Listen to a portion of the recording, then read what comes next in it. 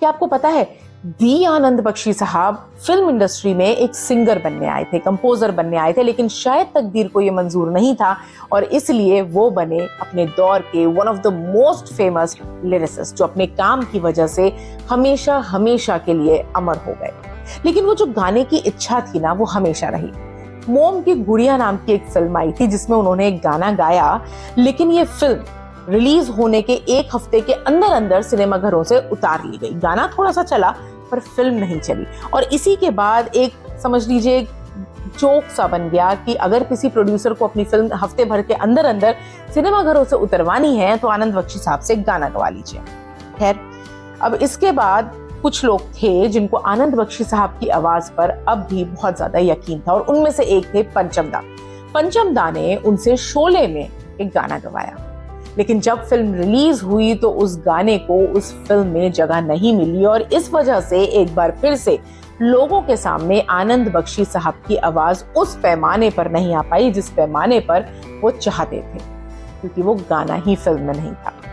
लेकिन फिर भी रामानंद सागर और ऐसे ही और कितने ही लोग थे इंडस्ट्री में जिनको उन पर विश्वास था। रामानंद सागर साहब अपनी अगली फिल्म चरस बना रहे थे और इस फिल्म में वो चाहते थे कि आनंद बख्शी साहब एक गाना गाएं, लेकिन साथ ही साथ वो उनकी इमेज को भी जानते थे जो उनके लिए कहा जाता था। अब करें तो करें क्या, उनको गाना तो गवाना था और किसी भी कीमत पर उनकी आवाज को लोगों के सामने लाना था बड़े पैमाने पर। अब उन्होंने कुछ ऐसा किया जिसकी जरूरत नहीं थी, लेकिन जैसे कि कहा जाता है कि नजर ना लगे इसके लिए हम कुछ तरीके कर लेते हैं, ऐसा ही कुछ रामानंद सागर साहब ने भी किया। उन्होंने आनंद बख्शी साहब से आजा तेरी याद आई, जो कि चरस फिल्म का एक बहुत ही मशहूर सुपर डुपर हिट गाना था, वो गवाया। अब इस गाने को अगर आप आज जाकर देखेंगे तो जो ओपनिंग शॉट है, जस्ट हेमा मालिनी जी के बाद का शॉट, यानी कि ओपनिंग शॉट इस गाने का, वो मदर मेरी एंड जीसस का है और उसके जस्ट बाद एक होली क्रॉस स्क्रीन पर आता है। ये शॉट्स की देखा जाए तो प्लॉट के हिसाब से कोई जरूरत नहीं थी गाने में, लेकिन रामानंद सागर साहब ने ये शॉट्स जो थे ये जानबूझ कर डलवाए सो दैट जो एक कहा जाता था आनंद बख्शी साहब के लिए, जो वो नोशन था, वो सच ना हो, उनकी आवाज को किसी की नजर ना लगे और शायद उनका ये बिलीफ, शायद क्या एक्चुअली ये बिलीफ सच साबित हुआ, क्योंकि जब ये गाना रिलीज हुआ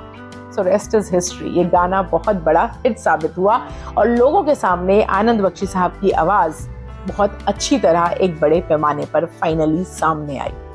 तो क्यों दोस्तों, क्या आपको ये कहानी पता थी? और अगर नहीं तो ये कहानी आपको लगी कैसी, मुझे कमेंट सेक्शन में जरूर बताइएगा और अगर काबिल लगे तो लाइक और शेयर भी कर दीजिएगा, क्योंकि दोस्तों आपका एक एक लाइक, एक एक शेयर, एक एक कमेंट और एक एक सब्सक्रिप्शन मुझे बहुत ज्यादा मोटिवेट करता है, मेरी हौसला अफजाई करता है कि मैं और बेहतर कहानियां आपके सामने ला सकूं। So on this note, till the next time we meet again, bye bye for now.